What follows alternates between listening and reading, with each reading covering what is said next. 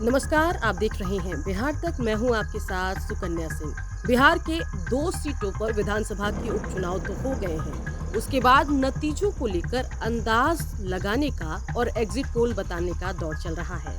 लेकिन इन सब के बीच हम आपको बता रहे हैं कि बिहार में 2 सीटों पर जो विधानसभा के उपचुनाव हुए, मोकामा और गोपालगंज में, इसमें मतदान का जो प्रतिशत रहा वो भी बहुत कुछ बयां कर रहा है।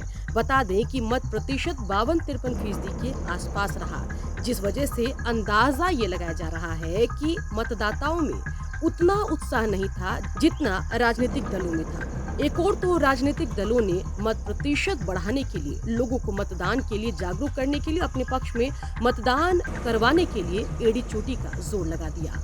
वहीं दूसरी ओर जनता का मत प्रतिशत 2020 की तुलना में भी कम रहा, जिससे कयास ये लगाए जा रहे हैं कि दोनों सीटों पर नतीजे 2020 जैसे ही रहेंगे।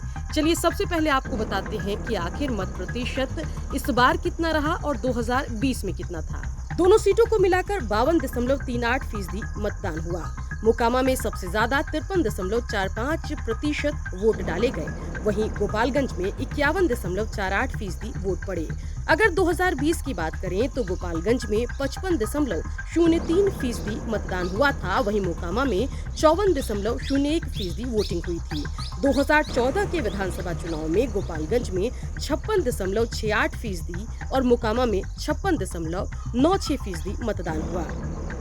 तो देखा आपने कि सिर्फ 2020 ही नहीं बल्कि 2014-15 की तुलना में भी दोनों सीटों पर मतदान का प्रतिशत कम रहा, जिस वजह से कयास ये है कि मतदाताओं में मतदान को लेकर कुछ खास उत्साह नहीं था और इसीलिए संभवतः कयास यही है कि जो पिछले चुनावों में परिणाम रहे वही परिणाम इस बार भी देखने को मिलेगा।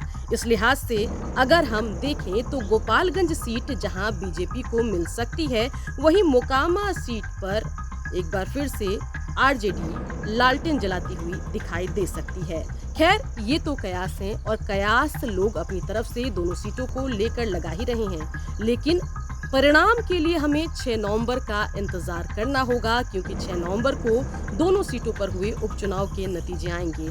6 नवंबर को बिहार तक सुबह से ही नतीजों, रुझानों को आपको लगातार दिखाता रहेगा। इसलिए बिहार की खबरों के लिए आप देखते रहिए बिहार तक।